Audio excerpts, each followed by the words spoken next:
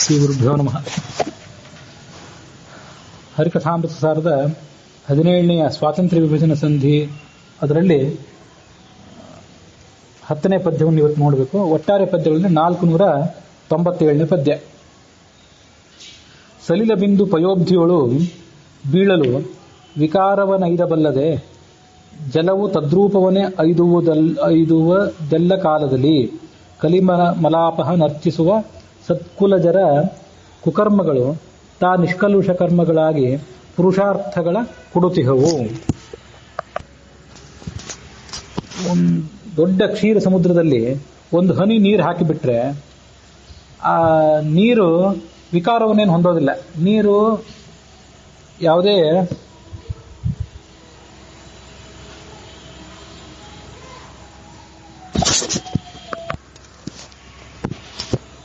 ಆ ನೀರಿನ ಬಿಂದುವಿಗೆ ಏನು ಬಾಧಕ ಆಗೋದಿಲ್ಲ. ಹೊರತು ಆ ಎಲ್ಲಿ ಹಾಲಿನ ಸಮುದ್ರದಲ್ಲಿ ಬಿದ್ದಿರ್ತದಲ್ಲ, ಆ ಹಾಲಿನ ರೂಪವನ್ನೇ ಅದು ಸ್ವೀಕಾರ ಮಾಡಿಬಿಡ್ತದೆ. ಅದರಂತೆ ಒಬ್ಬ ಸಜ್ಜನ, ಒಂದು ಉತ್ತಮ ಸಂಸ್ಕಾರ ಇತ್ಯಾದಿಗಳಿದ್ದವನು, ಆತ ಆಕಸ್ಮಿಕವಾಗಿ ಏನಾದರೂ ದುಷ್ಕರ್ಮ ಮಾಡಿದ್ರು ಆ ದುಷ್ಕರ್ಮಗಳೆಲ್ಲ ಭಗವಂತನ ಅನುಗ್ರಹದಿಂದಾಗಿ ಸತ್ಕರ್ಮವಾಗಿ ಪರಿಣಾಮ ಹೊಂದಿಬಿಡ್ತವೆ. ಹಾಗಾಗಿ ಅವನಿಗೆ ಧರ್ಮ, ಅರ್ಥ, ಕಾಮ, ಮೋಕ್ಷ ಇತ್ಯಾದಿಗಳು ಅನಾಯಾಸವಾಗಿ ದೊರೆಯುತ್ತವೆ. ಸಲಿಲ ಅಂದ್ರೆ ನೀರು, ಅದರ ಬಿಂದು ಪಯೋಬ್ಧಿಯೊಳು ಬೀಳಲು ಕ್ಷೀರಸಾಗರದಲ್ಲಿ ಬಿದ್ದಾಗ ವಿಕಾರವನೈದಬಲ್ಲದೆ ಆ ನೀರಿಗೇನಾದರೂ ಬಾಧೆ ಆಗ್ತದೇನೋ, ಏನೂ ಆಗೋದಿಲ್ಲ. ಜಲವು ತದ್ರೂಪವನ್ನೇ ಐದುವುದು ಎಲ್ಲ ಕಾಲದಲ್ಲಿ. ಆ ನೀರು ಹಾಲಿನ ರೂಪವನ್ನೇ ಎಲ್ಲಾ ಕಾಲದಲ್ಲೂ ಪಡ್ಕೊಳ್ತದೆ.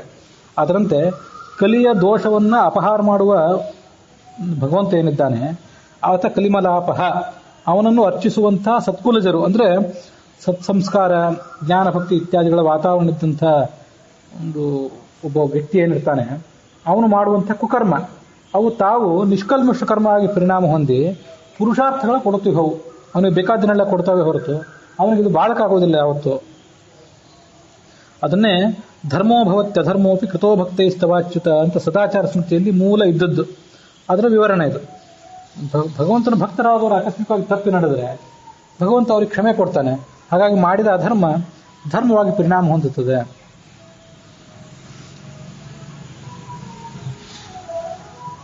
ಮೊಗದೊಳಗೆ ಮೊಗವಿಟ್ಟು ಮುದ್ದಿಸಿ ಮಗುವಿನಂ ಬಿಗಿದಪ್ಪಿ ಸ್ನೇಹದಿ ತೆಗೆದು ತನ್ನ ಸ್ತನಗಳುಣಿಸುವ ಜನನಿಯಂತ್ರದಲ್ಲಿ ಅಗಣಿತಾತ್ಮನು ತನ್ನ ಪಾದಾಬ್ಜಗಳ ಧೇನಿಪ ಭಕ್ತ ಜನರಿಗೆ ಪ್ರಘಟಕನು ತಾನಾಗಿ ಸೌಖ್ಯಗಳಿಯುವ ಸರ್ವತ್ರ. ತಾಯಿ ಮಗುವನ್ನು ನೋಡಿದರೆ ಅದರ ಮುಖವನ್ನು ಮುದ್ದಿಸ್ತಾಳೆ ಮತ್ತು ಅದಕ್ಕೆ ಎದೆ ಹಾಲು ಕುಡಿಸ್ತಾಳೆ. ಅದರಂತೆ ಭಗವಂತ ತಾಯಿಯಷ್ಟು ಕರುಣಾಶಾಲಿ. ತನ್ನ ಪಾದಕಮಲಗಳ ಸೇವೆ ಯಾರು ಮಾಡ್ತಿರ್ತಾರೆ ಆ ಭಕ್ತರಿಗೆ ಎಲ್ಲಾ ಥರದ ಸಹಾಯನೂ ಮಾಡ್ತಾನೆ. ಎಲ್ಲಾ ಕಾಲದಲ್ಲಿಯೂ ಮಾಡಿ ಅವ್ರಿಗೆ ಬೇಕಾದ ಸುಖವನ್ನೆಲ್ಲ ಕೊಡ್ತಾನೆ. ಮೊಗದೊಳಗೆ ಮೊಗ ಇಟ್ಟು ಮುದ್ದಿಸಿ, ಎಲ್ಲ ಆ ಶಬ್ದಗಳೆಲ್ಲ ತುಂಬ ಸರಳವಾಗಿವೆ.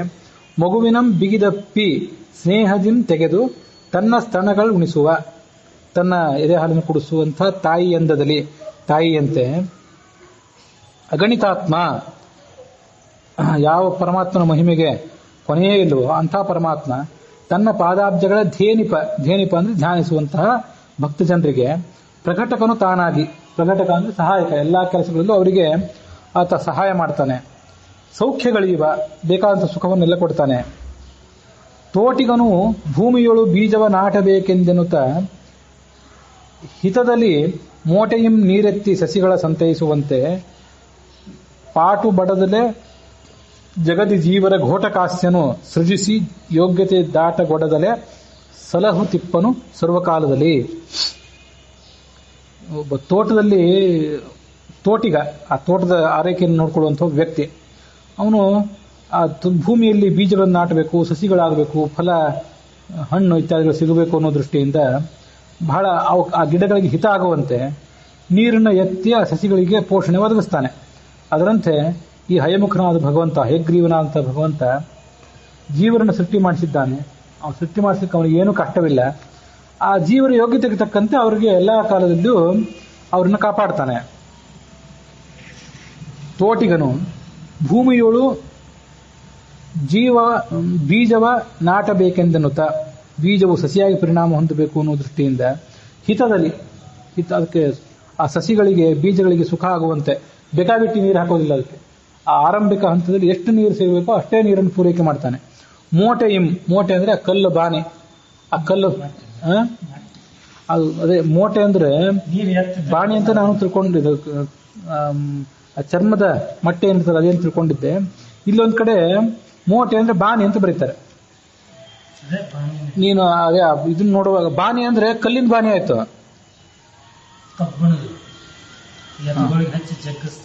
ಸರಿ, ಅದೇ ಬಾವಿಯಿಂದ ನೀರೆತ್ತಿ, ಬಾವಿಯಿಂದ ಆ ಮೋಟೆಯ ಮೂಲಕ ನೀರೆತ್ತಿ ಸಸಿಗಳ ಸಂತೈಸುವಂತೆ ಆ ಸಸ್ಯಗಳಿಗೆ ಎಲ್ಲಾ ತರದ ನೀರನ್ನು ಪೂರೈಕೆ ಮಾಡ್ತಾನೆ.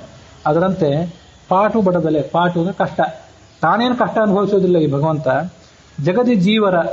ಜಗತ್ತಿನಲ್ಲಿ ಜೀವರನ್ನ ಘೋಟಕಾಸ್ಯ, ಘೋಟಕ ಅಂದ್ರೆ ಕುದುರೆ, ಆ ಕುದುರೆಯ ಮುಖದ ಭಗವಂತ ಅವರನ್ನು ಸೃಜಿಸಿ ಅವರ ಯೋಗ್ಯತೆಯನ್ನ ಯಾವತ್ತೂ ದಾಟ್ಲಿಕ್ಕೆ ಕೊಡೋದಿಲ್ಲ. ಯಾರ್ಯಾರು ಎಷ್ಟೆಷ್ಟು ಸಾಧನೆ ಮಾಡಬೇಕು ಅಷ್ಟೆಷ್ಟು ಮಾಡಿಸ್ತಾನೆ ಅವ್ರ ಕೈಯಿಂದ ಅನಾಯಾಸವಾಗಿ. ಸಲಹು ತಿಪ್ಪನು ಸರ್ವಕಾಲದಲ್ಲಿ. ಭೂಮಿಯೊಳು ಜಲವಿರೆ ತೃಷಾರ್ತನುತ್ತ ಮರೆದು ಮೊಗವೆತ್ತಿ ಎಂದೆಸೆ ವ್ಯೋಮ ಮಂಡಲದೊಳಗೆ ಕಾಣದೆ ಮಿಡುಕುವಂದದಲ್ಲಿ ಶ್ರೀಮನೋರಮ ಸರ್ವರಂತರ್ಯಾಮಿಯಾಗಿರೆ ತಿಳಿಯದೆ ಅನುದಿನ ಭ್ರಾಮಕರು ಭಜಿಸುವರು ಭಕುತಿಯಲ್ಲಿ ಅನ್ಯ ದೇವತೆಯ. ಸಮೀಪದಲ್ಲೇ ಭೂಮಿಯಲ್ಲಿ ನೀರಿದೆ, ಅದನ್ನು ಒಬ್ಬ ಮೂರ್ಖ ಗಮನಿಸದೆ 4 ದಿಕ್ಕಿನಲ್ಲೆಲ್ಲ ಮುಖ ತಿರುಗಿಸಿ ನೋಡ್ತಾನಂತೆ ಎಲ್ಲೆಲ್ಲಿ ನೀರಿದೆಯೋ ಅಂತ. ಕೊನೆಗೆಲ್ಲೂ ನೀರು ಸಿಗದೆ ಆಕಾಶದ ಕಡೆ ನೋಡ್ತಾನಂತೆ, ದುಃಖ ಪಡ್ತಾನೆ. ಅದರಂತೆ ಭಗವಂತ ಒಳಗೆ ಇದ್ದಾನೆ. ಆ ಅಂತರ್ಯಾಮಿಯಾದ ಭಗವಂತನ ನಾವು ಒಳಗೆ ನೆಲೆಸಿದ್ದನ್ನು ತಿಳಿಯದೆ ಭ್ರಾಂತಿಯಿಂದ ಜೀವರು ಸುತ್ತಮುತ್ತಲು ಯಾವ್ಯಾವ ದೇವತೆಗಳನ್ನ, ಯಾರಿಗೆ ನಮ್ಮ ಅಭೀಷ್ಟಗಳನ್ನು ಈಡೇರಿಸುವಂತ ಶಕ್ತಿ ಇಲ್ಲವೋ ಅಂಥವ್ರನ್ನೆಲ್ಲ ಭಜನೆ ಮಾಡ್ತಾನೆ. ಹಾಗಾತ ಪ್ರಯತ್ನ ಪಡೋದೇನಿದೆಯಲ್ಲ ವ್ಯರ್ಥ. ಭೂಮಿಯೊಳು ಜಲವಿರೆ, ನೀರಿದೆ, ಆದರೆ ತೃಷಾರ್ತನು, ತೃಷ ಅಂದ್ರೆ ನೀರಡಿಕೆಯಿಂದ ತೊಂದರೆಗೊಳಗಾದಂಥ ಜೀವ ತಾ ಮರೆದು ಮೊಗವೆತ್ತಿ ಮೇಲೆ ಮುಖ ಎತ್ತಾನೆ. ಎಂದೆಸೆ ಅಂದ್ರೆ 8 ದಿಕ್ಕುಗಳು, 4 ದಿಕ್ಕುಗಳು, 4 ಉಪದಿಕ್ಕುಗಳು. ವ್ಯೋಮ ಮಂಡಲ ಅಂದ್ರೆ ಆಕಾಶ ಮಂಡಲ. ಅಲ್ಲಿ ನೀರೆಲ್ಲ ಕಾಣ್ತಾನೆ, ಸಿಗೋದಿಲ್ಲ ಎಲ್ಲಿಯೂ. ಮಿಡುಕು ಒಂದದಲ್ಲಿ ಕಷ್ಟಪಡ್ತಾನೆ. ಶ್ರೀ ಮನೋರಮ ಲಕ್ಷ್ಮೀ ರಮಣ ಭಗವಂತ ಸರ್ವರಂತರ್ಯಾಮಿಯಾಗಿದ್ದಾನೆ. ಅದನ್ನು ತಿಳಿಯದೆ ಈ ವ್ಯಕ್ತಿಗಳಿಗೆ ತಿಳಿತಿಲ್ಲ. ತಿಳಿಯದೆ ಅನುದಿನ ಭ್ರಾಮಕರು ಭಜಿಸುವರು. ಏನ್ ಮಾಡ್ತಾರೆ? ಭಕುತಿಯಲ್ಲಿ ಅನ್ಯ ದೇವತೆಯ, ಬೇರೆ ಯಾರನ್ನು ಸೇವನೆ ಮಾಡ್ಲಿಕ್ಕೆ ಹೋಗಿ ಕಷ್ಟಕ್ಕೆ ಸಿಲುಕ್ತಾರೆ. ಅವರಿಗೆ ಅದೊಂದು ಫಲವೂ ಇಲ್ಲ, ಸುಮ್ಮನೆ ಶರೀರದ ಶ್ರಮ ಅಷ್ಟೇ. ಮುಖ್ಯ ಫಲ ವೈಕುಂಠ, ಮುಖ್ಯ ಫಲ ಮಹರಾದಿ ಲೋಕ, ಅಮುಖ್ಯ ಫಲ ವೈಶಿಕವು ಎಂದು ಅರಿದು ಅತಿ ಭಕುತಿಯಿಂದ ರಕ್ಕಸಾರಿಯ ಭಜಿಸುತ್ತಲಿ ನಿರ್ದುಃಖನಾಗು ನಿರಂತರದಿ ಮೊರೆ ಹೊಕ್ಕವರ ಬಿಡ ಭಕ್ತವತ್ಸಲ ಭಾರತೀಶ ಪಿತ. ಮನುಷ್ಯ ಪಡ್ಕೊಳ್ಬೇಕಾದ್ದು ಮುಖ್ಯ ಫಲ, ಮುಖ್ಯ ಫಲ, ಅಮುಖ್ಯ ಫಲ ಅಂತ 3 ಥರದ್ದು. ಅಮುಖ್ಯ ಫಲ ಅಂತಂದ್ರೆ ವಿಷಯದ ಸುಖ, ನಿತ್ಯ ಸುಖ ಅನುಭವಿಸ್ಲಿಕ್ಕೆ ಹೋಗ್ತೀವಿ, ದೈಹಿಕ ಸುಖ ಇತ್ಯಾದಿಗಳು, ಇವನ್ನ ಅಮುಖ್ಯ ಫಲ ಅಂತ ಕರೀತಾರೆ. ಮತ್ತಿನ್ನ ಮುಖ್ಯ ಫಲ ಅಂದ್ರೆ ಯಾವುದು? ಏನೋ ಸ್ವರ್ಗ ಸಿಗಬೇಕು ಅಂತ ಪ್ರಯತ್ನ ಮಾಡ್ತಾನೆ ಮನುಷ್ಯ. ಇನ್ನೊಂದು ಪುಣ್ಯಕರ್ಮ ಮಾಡ್ತೀನಿ, ಆ ಮೂಲಕವಾಗಿ ಇಂದ್ರಲೋಕ, ಚಂದ್ರಲೋಕ, ಬ್ರಹ್ಮನ ಲೋಕ ಇತ್ಯಾದಿ ಲೋಕಗಳನ್ನು ಪಡ್ಕೊಳ್ತೀನಿ ಅಂತ ಪ್ರಯತ್ನ ಪಡ್ತಾನಲ್ಲ, ಅವೆಲ್ಲ ಮುಖ್ಯ ಫಲ. ಯಾಕೆ ಅದು ಸ್ವಲ್ಪ ಮಟ್ಟಿಗೆ ಮುಖ್ಯ, ಒಂದಿಷ್ಟು ಮಟ್ಟಿಗೆ ಅಮುಖ್ಯನು. ಯಾಕೆ ಮುಖ್ಯ ಅಂತಂದ್ರೆ ಈ ಜಗತ್ತಿನಲ್ಲಿ ಏನು ವಿಷಯ ಸುಖ ಪಡಬೇಕು ಅಂತ ಪ್ರಯತ್ನ ಪಡ್ತೀವಲ್ಲ, ಇದಕ್ಕಿಂತ ಅದು ಒಳ್ಳೆಯದು, ಸ್ವಲ್ಪ ನಿರ್ದುಷ್ಟವಾದದ್ದು. ಆದ್ರೆ ಪೂರ್ಣ ಮುಖ್ಯ ಏನಲ್ಲ, ಒಂದಲ್ಲ ಒಂದು ದಿವಸ ಅಲ್ಲಿಂದನೂ ದಬ್ಬಿಸ್ಕೊಂಡು ಹೊರಗೆ ಬರಲೇಬೇಕು. ಆ ಬ್ರಹ್ಮ ಭುವನಾಲೋಕಾ ಪುನರಾವರ್ತಿನೋರ್ಜುನ ಮಾಮುಪೇತ್ಯತು ಕೌಂತೆಯ ಪುನರ್ಜನ್ಮನ ವಿದ್ಯತೆ ಅಂತ ಭಗವದ್ಗೀತಾ. ಸ್ವರ್ಗದಿಂದ ಹಿಡಿದು ಬ್ರಹ್ಮಲೋಕ ತನಕ ಎಲ್ಲೇ ಹೋದ್ರು ತಪಸ್ಸಿನ ಫಲ ಎಷ್ಟಿರ್ತದೋ ಅಷ್ಟು ಸುಖ ಅಲ್ಲಿ ಕೊಡ್ತಾರೆ, ಅಲ್ಲಿ ತನಕ ಇಟ್ಕೊಳ್ತಾರೆ, ಮುಂದೆ ಹೊರಗೆ ತಪ್ಪುತ್ತಾರೆ. ಆದ್ರೆ ಒಂದು ಬಾರಿ ನನ್ನ ಕಡೆಗೆ ಬಂದ್ರೆ ಮತ್ತೆ ಅವನಿಗೆ ಪುನರ್ಜನ್ಮ ಇಲ್ಲ. ಭಗವದ್ಗೀತಾದ 8ನೇ ಅಧ್ಯಾಯದಲ್ಲಿ ಬಂದಂಥ ಮಾತದು. ಅದಕ್ಕಾಗಿ ಮನುಷ್ಯ ಮುಖ್ಯ ಫಲವನ್ನು ಪಡ್ಕೊಳ್ಳಿಕ್ಕೆ ಪ್ರಯತ್ನ ಪಡಬೇಕು. ಮುಖ್ಯ ಫಲದ ಬಗ್ಗೆ ಮತ್ತು ಅಮುಖ್ಯ ಫಲದ ಬಗ್ಗೆ ಆತ ತಲೆ ಕೆಡಿಸ್ಕೊಳ್ಬಾರ್ದು. ಮಹರಾದಿ ಲೋಕ ಅವೇನಿವೆ, ಮಹರ್ಲೋಕ ಮೊದಲಾದವುಗಳು ಅವು ಅಮುಖ್ಯ ಫಲ, ಮುಖ್ಯ. ಇನ್ನು ಅಮುಖ್ಯ ಫಲ ಯಾವುದು ಅಂದ್ರೆ ವೈಶಿಕ ಅಂತದೆ.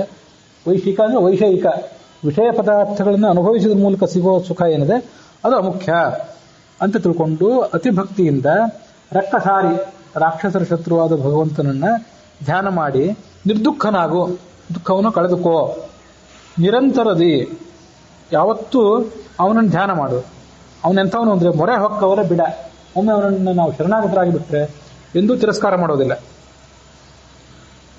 ಬಿಡ ಭಕ್ತವತ್ಸಲ ಭಾರತೀಶ ಅಂದ್ರೆ ಈ ಮುಖ್ಯ ಪ್ರಾಣ ಆತನ ಪಿತ, ಅವನು ನಮ್ಮನ್ನು ಯಾವತ್ತೂ ಕೂಡ ತಿರಸ್ಕಾರ ಮಾಡೋದಿಲ್ಲ.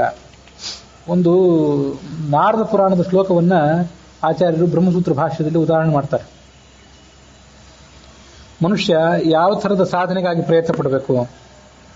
ಕರ್ಮಣ ತ್ವದಮ ಪ್ರೋಕ್ತ ಪ್ರಸಾದ ಶ್ರವಣಾದಿಭಿ ಮಧ್ಯಮ ಜ್ಞಾನ ಸಂಪತ್ಯ ಪ್ರಸಾದಸ್ತು ಉತ್ತಮೋ ಮತಃ. ನಾವು ಕರ್ಮಗಳನ್ನು ಮಾಡಿದರೆ, ಯಜ್ಞ ಯಾಗಾದಿ ಕರ್ಮಗಳು ಇವನ್ನೆಲ್ಲ ಮಾಡಿದರೆ ಭಗವಂತನಿಗೆ ಸಂಪ್ರೀತಿ ಆಗೋದಿಲ್ಲ ಅಂತಲ್ಲ, ಆಗ್ತದೆ. ಆದರೆ ಆ ಕರ್ಮದಿಂದ ಬರೇ ಸಂಧ್ಯಾ ವಂದನೆ, ದೇವರ ಪೂಜೆ ಇಷ್ಟೇ ಅಲ್ಲ, ಮೈಲಿಗೆ, ಉಪವಾಸ ಇವೆಲ್ಲ ಕರ್ಮ ಅಂತ ಅನ್ಸ್ಕೋತವೆ. ಅದ್ರ ಮೂಲಕ ಭಗವಂತ ಪ್ರೀತಿ ಆಗೋದು ಏನಿದೆಯಲ್ಲ, ಭಗವಂತನಿಗೆ ಅದರಿಂದ ಉಂಟಾಗೋ ಪ್ರೀತಿ ಅದು ತೀರಾ ಕೆಳದರ್ಜೆ. ಹಾಗಾದ್ರೆ ಉತ್ತಮ, ಅದಕ್ಕಿಂತ ಹೆಚ್ಚಿನ ಪ್ರಸಾದ, ಅದಕ್ಕಿಂತ ಹೆಚ್ಚಿನ ಅನುಗ್ರಹ, ಭಗವಂತ ಹೆಚ್ಚು ಪ್ರೀತಿ ಆಗೋದು ಯಾವುದರಿಂದ ಅಂದ್ರೆ ಶ್ರವಣಾದಿಭಿ, ಶ್ರವಣ ಇತ್ಯಾದಿಗಳನ್ನು ಮಾಡ್ಲಿಕ್ಕೆ ಪ್ರಯತ್ನ ಪಡಬೇಕು. ಯಾರು ಪ್ರವಚನ ಮಾಡ್ತಿರ್ತಾರೆ ಮತ್ತು ಓದ್ಲಿಕ್ಕೆ ಪ್ರಯತ್ನ ಪಡಬೇಕು. ಶ್ರವಣ, ಅವ್ರು ಹೇಳಿದ್ದನ್ನ ಆಮೇಲೆ ಮನನ ಮಾಡಬೇಕು, ಮನಸ್ಸಿನಲ್ಲಿ ಆಲೋಚನೆ ಮಾಡಬೇಕು. ಇದನ್ನೆಲ್ಲ ಮಾಡಿದ್ರೆ ಇದು ಮಧ್ಯಮ ಪ್ರಸಾದ. ಕೇವಲ ಕರ್ಮ ಮಾಡೋದಕ್ಕಿಂತ ಶ್ರವಣ ಮನನ ಮಾಡೋದು ಹೆಚ್ಚಿನದ್ದು ಅಂತ ಅರ್ಥ. ಅದಕ್ಕಿಂತ ಹೆಚ್ಚಿಂದು ಜ್ಞಾನ ಸಂಪತ್ಯ ಪ್ರಸಾದಸ್ತು ಉತ್ತಮೋ ಮತಃ. ಕೇವಲ ಈ ಕಡೆಯಿಂದ ಕೇಳಿ ಆ ಕಡೆಯಿಂದ ಬಿಟ್ಟು ಬಿಟ್ರೆ ಅದು ಬರೇ ಶ್ರವಣ ಅಂತ ಅನ್ಸ್ಕೊಳ್ತದೆ. ಕೇಳಿದ್ದು ಮನನ ಆಗಿ ತರ್ಕ ವಿತರ್ಕಗಳ ಮೂಲಕ ನಾವು ಚೆನ್ನಾಗಿ ಅದನ್ನು ಮನವರಿಕೆ ಮಾಡಿಕೊಂಡ್ರೆ, ಅದು ಜ್ಞಾನ ರೂಪವಾಗಿ ಪರಿವರ್ತನೆ ಹೊಂದಿದ್ರೆ ಅದು ಉತ್ತಮ ಪ್ರಸಾದ. ಭಗವಂತನ ಶ್ರೇಷ್ಠ ಅನುಗ್ರಹಕ್ಕಾಗಿ ಪ್ರಯತ್ನ ಪಡಬೇಕು.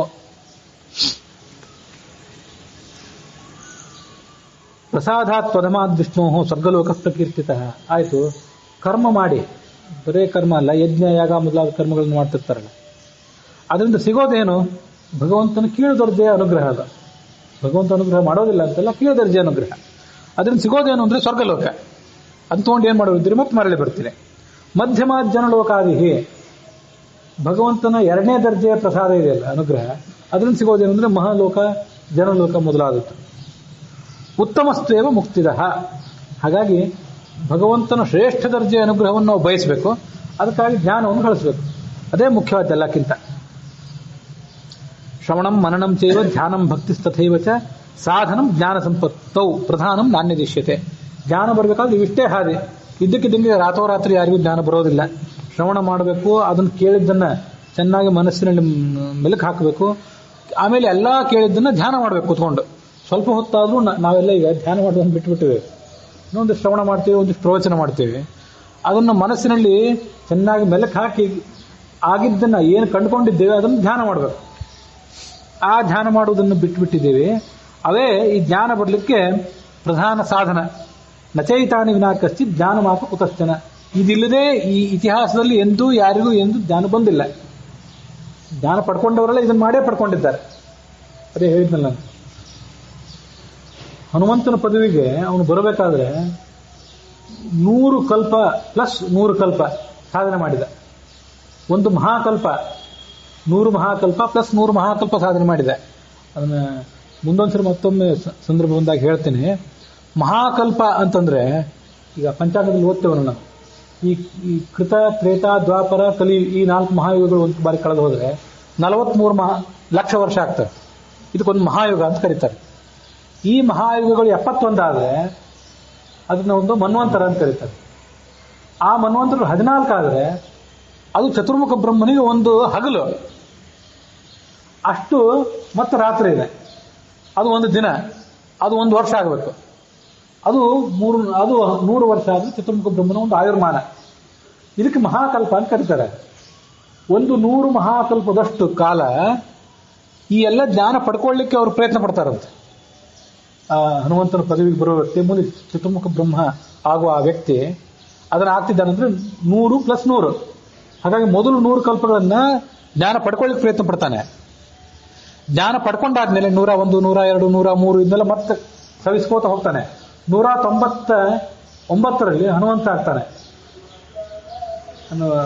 ಆ ಹನುಮಂತನ ಪದವಿಗೆ ಬರ್ತಾನೆ ಅಥವಾ ಮುಖ್ಯ ಪ್ರಾಣನ ಪದವಿಗೆ ಬರ್ತಾನೆ. 199ರಲ್ಲಿ ಹನುಮಂತನ ಪದವಿಗೆ ಬಂದ್ರೆ 200ರಲ್ಲಿ ಚತುರ್ಮುಖನ ಪದವಿಗೆ ಹೋಗ್ತಾನೆ. ಮುಂದೆ ಮುಕ್ತನಾಗಿಬಿಡ್ತಾನೆ.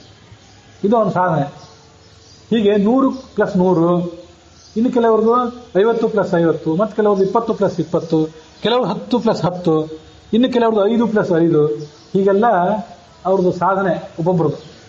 ಶ್ರವಣ ಮನನ ಇಷ್ಟ್ಯಾಕೆ ಅವರು ಆ ಜ್ಞಾನದ ಸಾಧನೆಯ ಶಿಖರವನ್ನು ಏರಿಡ್ತಾರೆ? ಯಾಕೆಂದ್ರೆ ಅಷ್ಟು ಕಲ್ಪ ಸಾಧನೆ ಮಾಡಿರ್ತಾರೆ. ವ್ಯಾಧಿಂ ಪೀಡಿತ ಶಿಶುವಿಗೆ ಗುಡೋದಕವನ್ನೆರೆದು ಅದಕ್ಕೆ ಔಷಧ ತೇದು ಕುಡಿಸುವ ತಾಯಿಯೋಪಾದಿಯಲ್ಲಿ ಸರ್ವಜ್ಞ ಬಾದರಾಯಣ ಭಕ್ತಜನಕ್ಕೆ ಪ್ರಸಾದ ರೂಪಕನಾಗಿ ಭಾಗವತಾದಿಯಲ್ಲಿ ಹೇಳಿದನು ಧರ್ಮಾದಿಗಳ ಫಲವೆಂದು. ಈ ವೇದವ್ಯಾಸರು ಭಾಗವತವನ್ನು ರಚನೆ ಮಾಡಿದರು. ಅದಕ್ಕೆ ಏನು ಫಲ ಭಾಗವತ ಶ್ರವಣ ಮಾಡಿದರೆ ಅಂತ ಯಾರಿಗಾರು ಕುತೂಹಲ ಬಂದಿತ್ತು. ಮೋಕ್ಷ ಫಲ ಅಂತ ಹೇಳಿಬಿಟ್ರೆ ನಿಮ್ಮ ಮೋಕ್ಷ ತಗೊಂಡು ನಾವೇನು ಮಾಡೋದು, ಅದು ಎಲ್ಲಿ ಸಿಗೋದೋ ಎಂದು ಸಿಗೋದೋ ಅಂತ ತಿಳ್ಕೊಂಡು ಓಡಿ ಹೋಗಿಬಿಡ್ತಾರೆ ಜನ. ಅದಕ್ಕಾಗಿ ಅವ್ರು ಏನು ಮಾಡಿದ್ರು ಅಂದರೆ ಭಾಗವತದ ಆದ್ಯ ಪದ್ಯದಲ್ಲಿ ಮೋಕ್ಷದ ಬಗ್ಗೆ ಹೇಳಲಿಲ್ಲ ಅಂತ, ಧರ್ಮ, ಅರ್ಥ, ಕಾಮ ಅಂತ ಹೀಗೆಲ್ಲ ಹೇಳಿದ್ರು. ಹಾಗಾಗಿ ಸ್ವಲ್ಪ ಆಕರ್ಷಣೆ ಬಂದು ಜನ ಅದನ್ನು ಓದಲಿಕ್ಕೆ ಭಾಗವತದ ಆದ್ಯ ಪದ್ಯ ಅಲ್ಲ, ಭಾಗವತ ಮೊದಲಾದ ಗ್ರಂಥಗಳಲ್ಲಿ ಎಷ್ಟೋ ಗ್ರಂಥಗಳನ್ನು ರಚನೆ ಮಾಡಿದ್ದಾರೆ. ತೆಗೆದು ನೋಡಿದ್ರೆ ಮೊದಲು ಮೋಕ್ಷದ ಬಗ್ಗೆ ಕಾಣಿಸೋದಿಲ್ಲ, ಬೇರೆ ಏನೋ ಒಂದು ಕಾಮ, ದುಡ್ಡು, ಕೀರ್ತಿ, ಈ ಶಾಸ್ತ್ರಗಳನ್ನು ಶ್ರವಣ ಮಾಡಿರಿ ನಿಮಗೆಲ್ಲ ಒಳ್ಳೆ ಸ್ಥಾನಮಾನ ದೊರೀತದೆ ಅಂತ ಹೇಳಿಬಿಡ್ತಾರೆ. ಹಾಗಾಗಿ ಜನ ಆಕೃಷ್ಟರಾಗಿ ಅದ್ರ ಕಡೆ ಹೋಗ್ತಾರೆ. ಮುಂದೆ ಒಳಗೆ ಹೋದಂತೆ ಮನಸ್ಸಿಗೆ ಹಿಡಿಸಿ, ಈ ಫಲ ಎಲ್ಲ ಅಶಾಶ್ವತ, ಮುಖ್ಯ ಫಲ ಪಡ್ಕೋಬೇಕು ಅಂತ ಗೊತ್ತಾಗ್ತದೆ. ಹೇಗೆಂದ್ರೆ ಶಿಶುವಿಗೆ ಔಷಧ ಬೇಕು, ಔಷಧ ಕುಡಿಸ್ತೀನಿ ಬಾ ಅಂತ ಕರೆದ್ರೆ ಮಗು ಬರೋದಿಲ್ಲ. ಅದಕ್ಕೆ ಮೊದಲು ಸ್ವಲ್ಪ ಬೆಲ್ಲ ತಿನ್ನಿಸ್ತೀನಿ ಅಂತ ಕರೀತಾಳೆ ತಾಯಿ. ಅದು ಬೆಲ್ಲದ ಆಸೆಗೆ ಹತ್ರ ಬಂದ ಮೇಲೆ ಬೆಲ್ಲ ತಿನ್ನಿಸಿ ಅದಕ್ಕೆ ಗೊತ್ತಾಗದಂತೆ ಸ್ವಲ್ಪ ಔಷಧ ಕೊಟ್ಟು ಬಿಡ್ತಾಳೆ. ಅದರಂತೆ ಧರ್ಮ, ಅರ್ಥ, ಕಾಮ ಇವೇ ಫಲ ಅಂತ ವೇದವ್ಯಾಸ ಹೇಳಿದ್ರು. ಆದ್ರೆ ಅದಲ್ಲ, ಮುಖ್ಯ ಫಲ ಅಂದ್ರೆ ಭಗವಂತನ ತತ್ವಜ್ಞಾನ, ಆ ಮೂಲಕ ಮೋಕ್ಷವೇ ಫಲ. ವ್ಯಾಧಿಯಂ ಪೀಡಿತ ಶಿಶುವಿಗೆ ಗುಡೋದಕ, ಗುಡದ ಉದಕ ಅಂದ್ರೆ ನೀರು, ಸಿಹಿ ನೀರು ಅಂತ ಅರ್ಥ. ಅದನ್ನು ಎರೆದು ಕೊಟ್ಟು ಅದಕ್ಕೆ ಔಷಧ ತೇದು ಕುಡಿಸ್ತಾಳೆ. ಯಾರು? ತಾಯಿ. ಅವಳ ಉಪಾಧಿಯಲ್ಲಿ ಅವಳಂತೆ ಸರ್ವಜ್ಞ ಬಾದರಾಯಣ, ಈ ಜೀವನ ಕ್ಷುಲ್ಲಕ ಸ್ವಭಾವವನ್ನು ಬಲ್ಲಂತಹ ಬಾದರಾಯಣ ಭಕ್ತ ಜನಕ್ಕೆ ಪ್ರಸಾದ ರೂಪಕನಾಗಿ, ಅವನನ್ನು ಪ್ರಸಾದ ಅಂತ ಕರೀತಾರೆ ಭಗವಂತನಿಗೆ. ಸುಪ್ರಸಾದ ಪ್ರಸನ್ನಾತ್ಮ ಅಂತ ಅವನು ಕರೀತಾರೆ. ಯಾಕೆಂದ್ರೆ ಅವನು ನಮ್ಗೆ ಏನೇನು ಕೊಟ್ಟಿದ್ದಾನೆ ಅದೆಲ್ಲ ಒಂದು ದೊಡ್ಡ ಪ್ರಸಾದವೇ. ಪ್ರಸಾದ ರೂಪಕನಾಗಿ ಭಾಗವತಾದಿಯಲ್ಲಿ, ಭಾಗವತ ಮೊದಲಾದ ಗ್ರಂಥಗಳಲ್ಲಿ ಅವನು ಹೇಳಿದ, ಏನು ಹೇಳಿದ? ಧರ್ಮ, ಅರ್ಥ, ಕಾಮ ಇವೇ ಫಲ ಅಂತ ಹೇಳಿಬಿಟ್ಟ. ಆಗ ಜನ ಬಂದರು ಓದಲಿಕ್ಕೆ. ಮುಂದೆ ಕೊನೆಯದಾಗಿ ಮೋಕ್ಷ ಅಂತ ಹೇಳಿದ. ಇದು ಆ ಜನರನ್ನ ಶಾಸ್ತ್ರದ ಕಡೆಗೆ ಸೆಳೆಯುವಂತಹ ಒಂದು ವಿಧಾನ ಅಷ್ಟೆ. ಶಾಂಡಿಲ್ಯ ತತ್ವದಲ್ಲಿ ಬಂದಂತಹ ಒಂದು ಶ್ಲೋಕವೇ ಇದೆ. ಹಾಗೆ ಯಥಾ ಮಾತಾ ಶರೀರಾದವು ಮಹಾರೋಗ ಪ್ರಶಾಂತಯೇ ಔಷಧಂ ದಾತು ಕಾಮಾಸ ಗುಡಂ ತತ್ವ. ಗುಡ ಅಂದ್ರೆ ಬೆಲ್ಲ, ಬೆಲ್ಲ ಕೊಟ್ಟು ಆಮೇಲೆ ಔಷಧ ಕೊಡ್ತಾಳೆ. ಅದರಂತೆ ಪ್ರಯಚ್ಛತ್ಯ ಔಷಧಂ ಪಶ್ಚಾತ್ ಯಥಾ ಮಾತಾ ತಥಾ ಶ್ರುತಿ. ಅದರಂತೆ ವೇದ ಶ್ರುತಿ ಸ್ಮೃತಿ ಪುರಾಣೇಶು ಪಶ್ಚಾತ್ ನಿಷ್ಕಾಮ್ಯ ಚೋದನ. ಮೊದಲು ಸಕಾಮ ಕರ್ಮ ಮಾಡ್ರಿ ಅಂತ ಹೇಳ್ತದೆ. ಇದನ್ನೆಲ್ಲ ಮಾಡ್ರಿ, ನಿಮ್ಗೇನೋ ಒಳ್ಳೆ ಸ್ಥಾನ, ಮಾನ, ದುಡ್ಡು, ಕೀರ್ತಿ ಸಿಗ್ತದೆ ಅಂತ ಹೇಳಿ ಮುಂದೆ ಮೋಕ್ಷದ ಕಡೆಗೆ ಆ ಮನುಷ್ಯನ ಮನಸ್ಸನ್ನ ಹೊರಳಿಸ್ತದೆ.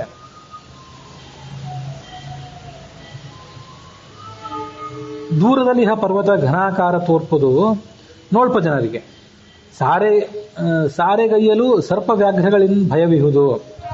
ಘೋರತರ ಸಂಸಾರ ಸೌಖ್ಯ ಅಸಾರತರವೆಂದರಿದು ನಿತ್ಯ ರಮಾರಮಣನ ಆರಾಧಿಸುವರು ಅದರಿಂದ ಬಲ್ಲವರು. ದೂರತಃ ಪರ್ವತೋರಮ್ಯ ಅಂತ ಸಂಸ್ಕೃತದಲ್ಲಿ ಒಂದು ಮಾತೇ ಇದೆ. ದೂರದಿಂದ ನೋಡಿದ್ರೆ ಪರ್ವತ ನುಣ್ಣಗೆ ಕಾಣಿಸ್ತದೆ, ಬಹಳ ಚಂದ ನೋಡ್ಲಿಕ್ಕೆ, ಪ್ರಕೃತಿಯ ಚಿತ್ರಗಳೆಲ್ಲ. ಅದು ಸಮೀಪ ಹೋಗಿಬಿಟ್ರೆ ಅದರ ತಗ್ಗು ದಿಣ್ಣೆ, ಅಲ್ಲಿರುವಂಥ ಭಯಂಕರ ಸರ್ಪಗಳು, ಹುಲಿಗಳು, ಭಯ. ಅದರಂತೆ ಸಂಸಾರ ದೂರದಿಂದ ನೋಡಿದರೆ ಬಹಳ ಸುಂದರ, ಎಲ್ಲರಿಗೂ ಅಲ್ಲಿ ಪ್ರವೇಶ ಮಾಡೋಣ, ಸುಖ ಪಡೋಣ ಅಂತ ಅನಿಸ್ತದೆ. ಅದು ಸಮೀಪ ಹೋಗಿ ನೋಡಿದರೆ ಅಸಾರ, ಈ ಸಂಸಾರದಲ್ಲಿ ಸುಖ ಇಲ್ಲ ಅಂತ ಗೊತ್ತಾಗ್ತದೆ. ಅದಕ್ಕಾಗಿ ಜ್ಞಾನಿಗಳಾದವರು ಈ ಸಂಸಾರದ ಕಡೆಗೆ ಹೆಚ್ಚು ಮನಸ್ಸನ್ನು ತೊಡಗಿಸೋದಿಲ್ಲ. ಅವರು ಅದನ್ನು ಬಿಟ್ಟು ಭಗವಂತನ ಕಡೆಗೆ ಮನಸ್ಸನ್ನ ತಿರುಗಿಸ್ತಾರೆ. ದೂರದಲ್ಲಿ ಪರ್ವತ ಘನಾಕಾರ ತೋರ್ತದು. ಘನಾಕಾರ ಅಂದ್ರೆ ಗಟ್ಟಿಮುಟ್ಟಾದಂತಹ ಸುಂದರವಾದ ಆಕಾರ. ಯಾರಿಗೆ? ನೋಲ್ಪ ಜನರಿಗೆ, ನೋಡುವ ಜನರಿಗೆ ಕಾಣಿಸ್ತದೆ. ಸಾರೆಗೈಯಲು ಸಮೀಪಕ್ಕೆ ಹೋದ್ರೆ ಸರ್ಪ ವ್ಯಾಘ್ರಗಳಿಂದ ಭಯವಿಹುದು. ಅಲ್ಲಿ ಹುಲಿಗಳಿವೆ, ಸರ್ಪಗಳಿವೆ. ಅದರಂತೆ ಘೋರತರ ಸಂಸಾರ ಸೌಖ್ಯ ಅಸಾರವೆಂದರಿದು. ಈ ಸಂಸಾರ ಅಂತ ಅನ್ನೋದು ಘೋರವಾಗಿದೆ. ಆ ಸುಖ ಅಸಾರವಾದ ಸುಖ, ಅಲ್ಲೇನು ಸುಖ ಇಲ್ಲ ತಿಳ್ಕೊಂಡು ನಿತ್ಯ ರಮಾರಮಣನ ಆರಾಧಿಸ್ತಾರೆ. ಯಾರು ಆರಾಧಿಸ್ತಾರೆ? ಈ ಬಲ್ಲವರು, ಜ್ಞಾನಿಗಳಾದಂಥವರು ಆ ಮೂಲಕ ಸಂಸಾರವನ್ನು ತ್ಯಾಗ ಮಾಡಿ ಅದನ್ನು ಆರಾಧಿಸ್ತಾರೆ.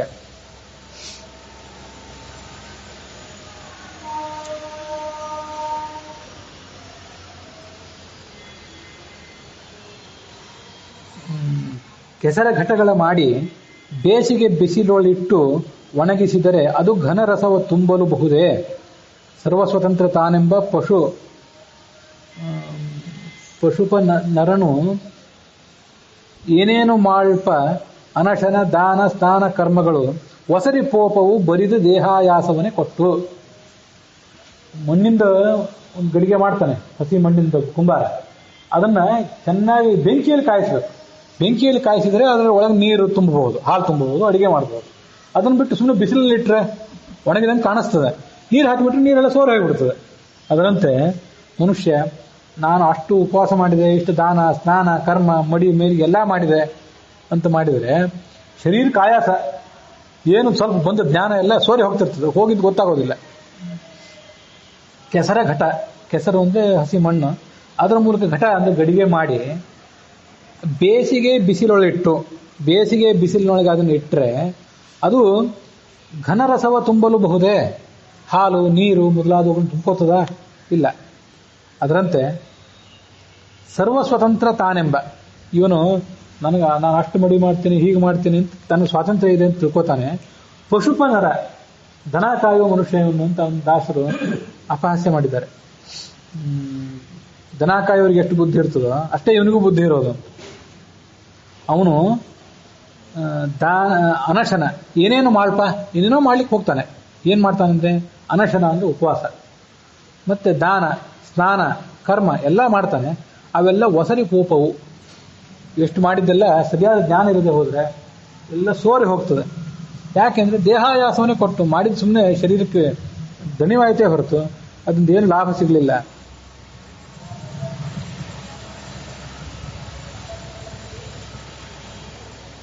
ಧರ್ಮ ಸ್ವನುಷ್ಠಿತ ಪುಂಸಾಂ ವಿಶ್ವಕ್ಸೇನ ಕಥಾಸುಯ ನೋತ್ಪಾದಯೇದ್ಯದಿರತಿಂ ಶ್ರಮ ಏವ ಹಿ ಕೇವಲಂ ಅಂತ ಭಾಗವತದ 1ನೇ ಸ್ಕಂದದಲ್ಲಿ ಬಂದೊಂದು ಮಾತು. ಚೆನ್ನಾಗಿ ಧರ್ಮಾಚರಣೆ ಮಾಡಿದರೆ, ಆದರೆ ಆ ಭಗವಂತನ ಕಥೆಗಳಲ್ಲಿ ನೀವು ವಿಶ್ವಾಸ ತೋರಲಿಲ್ಲ. ವಿಶ್ವಕ್ಸೇನ ಅಂದ್ರೆ ಭಗವಂತ, ಆ ಭಗವಂತನ ಕಥೆಯನ್ನು ಹೇಗಿದೆ ಅಂತ ಕೇಳಬೇಕು ಅಂತ ಆಸಕ್ತಿ ತೋರಿಸಲಿಲ್ಲ. ತೋರಿಸದೇ ಹೋದ್ರೆ ಶ್ರಮ ಏವ ಹಿ ಕೇವಲಂ, ದೇಹಕ್ಕೆ ಶ್ರಮ ಮಾತ್ರ. ಅಂಥ ಧರ್ಮಾಚರಣೆಯಿಂದ ಏನೂ ಉಪಯೋಗವಿಲ್ಲ.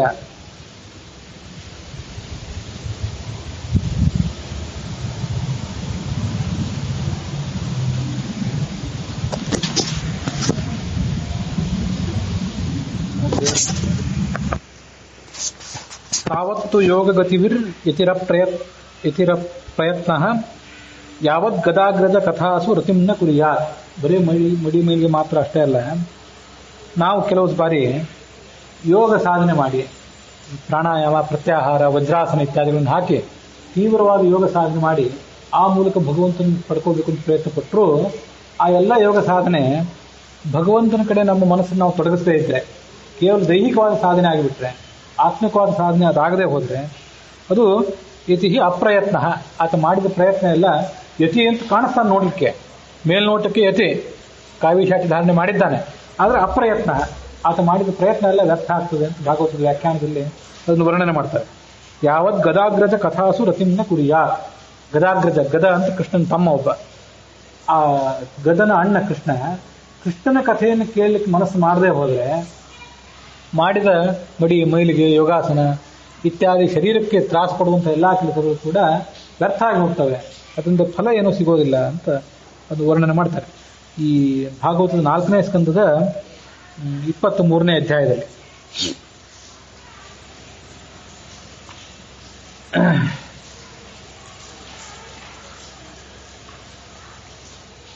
ಎರಡು ದೀಕ್ಷೆಗಳ ಹೂವು ಬಾಹ್ಯಾಂತರವೆನಿಪ ನಾಮದಲ್ಲಿ ಬುಧರಿಂದರಿತು ದೀಕ್ಷಿತನಾಗು ದೀರ್ಘದ್ವೇಷಗಳ ಬಿಟ್ಟು ಹರಿಯೇ ಸರ್ವೋತ್ತಮ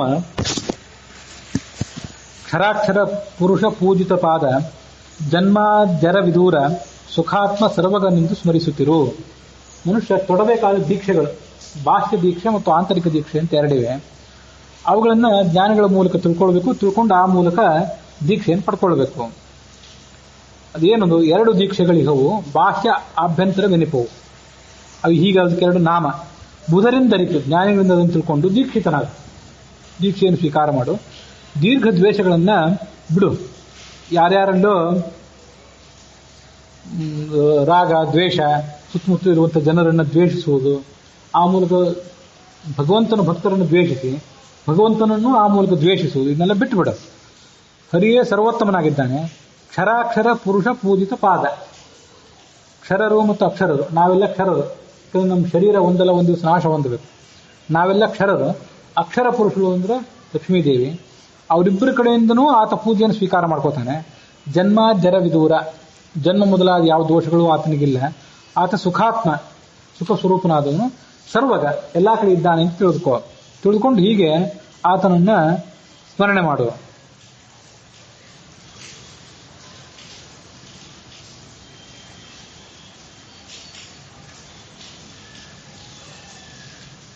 ವಿಷ್ಣು ರಹಸ್ಯದಲ್ಲಿ ಬಂದ ಮಾತುಗಳು.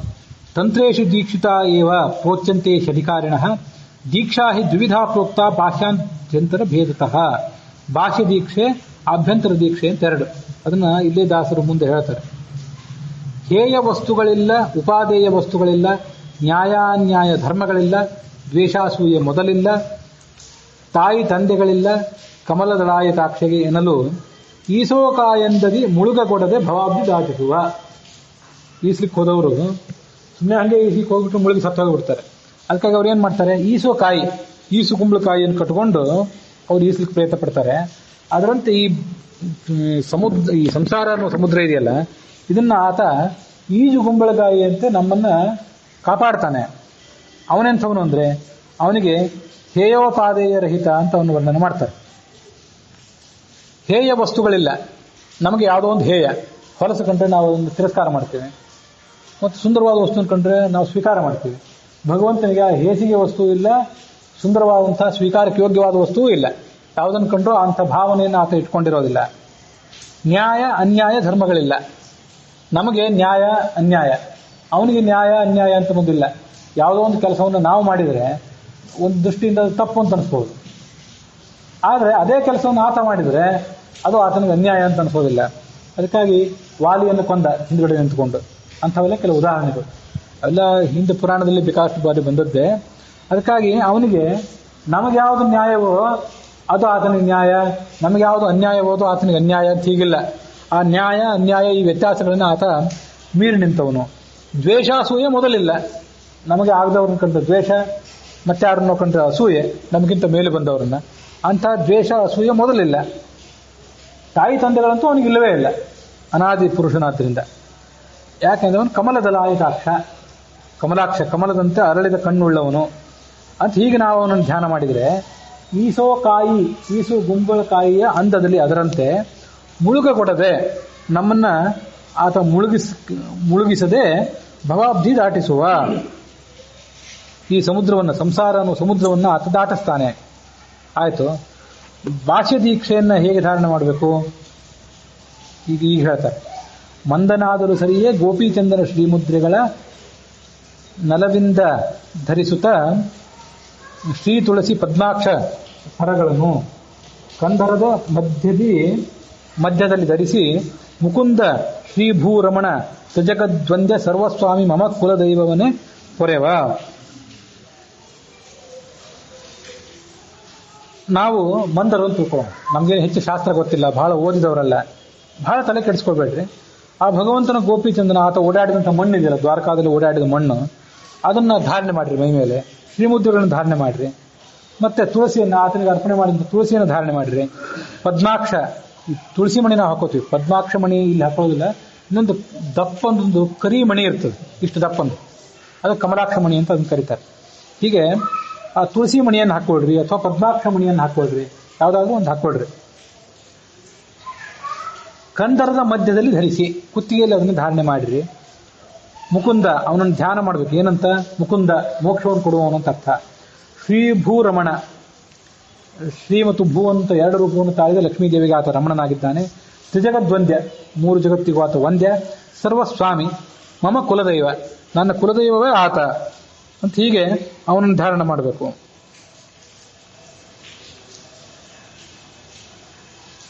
ಇಲ್ಲಿ ಮಂದನಾದರೂ ಸರಿಯೇ, ಬಹಳ ಜ್ಞಾನ ಇಲ್ಲದೆ ಇದ್ರು ತಲೆ ಕೆಡಿಸ್ಕೊಳ್ಬೇಡ್ರಿ.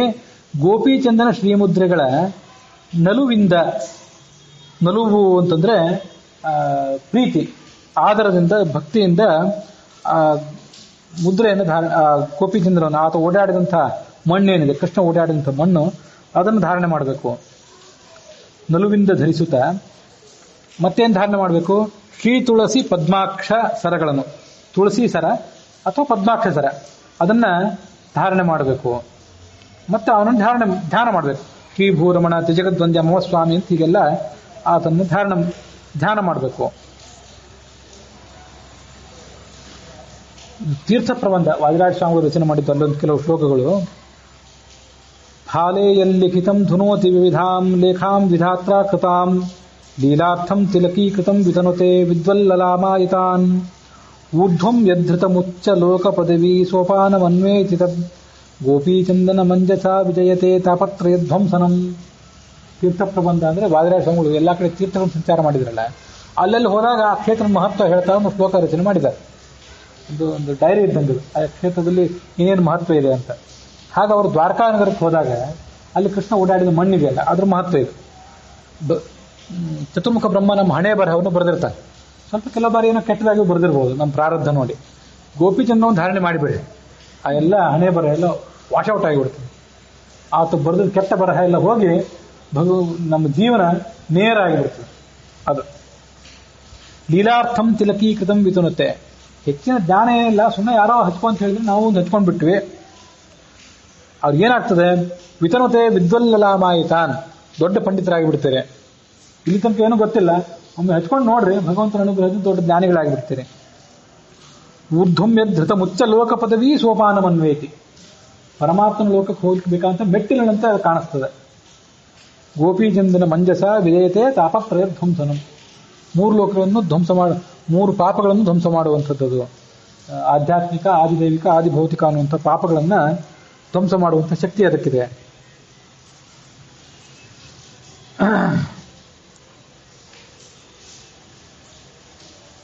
ಹೀಗೆ ಇದೆಲ್ಲ ಬಾಹ್ಯ ದೀಕ್ಷೆ. ಅದರಂತೆ ಆಂತರಿಕ ದೀಕ್ಷೆ ಕೂಡ ಮನುಷ್ಯನಿಗಿರಬೇಕು.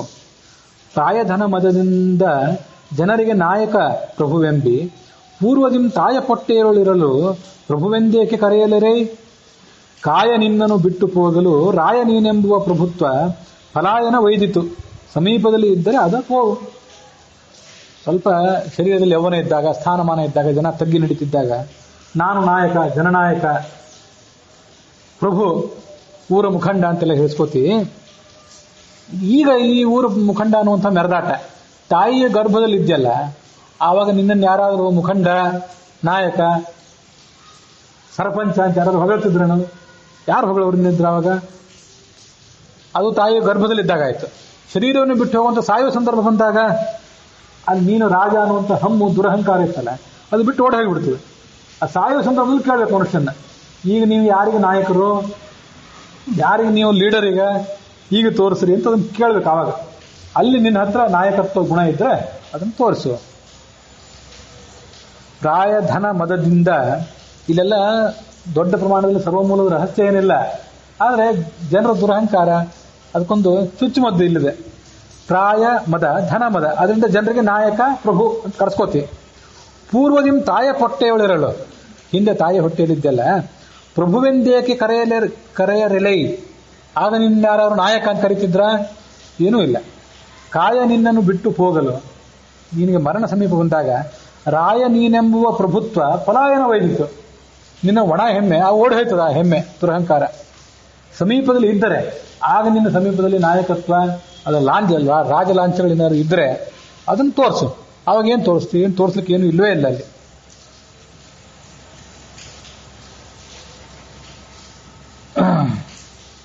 ಅನ್ನುವಲ್ಲಿಗೆ ಈ ಹರಿಕಥಾಮೃತಸಾರದ 17ನೇ ಸಂಧಿಯ 21ನೇ ಪದ್ಯ. ಒಟ್ಟಾರೆ ಪದ್ಯಗಳಲ್ಲಿ 508, ಹೆಚ್ಚು ಕಡಿಮೆ 930-40 ಪದ್ಯಗಳಿವೆ. ಅದರ ಪೈಕಿ 508 ಪದ್ಯಗಳು, ಅರ್ಧಕ್ಕಿಂತ ಹೆಚ್ಚು ಇಲ್ಲಿಗೆ ಮುಗಿದೋಗಿದೆ. ಅನ್ನುವಲ್ಲಿಗೆ ಇವತ್ತಿನ ಈ ಕಥಾಭಾಗ ಸಮಾಪ್ತಿಯನ್ನು ಕಂಡಿದೆ.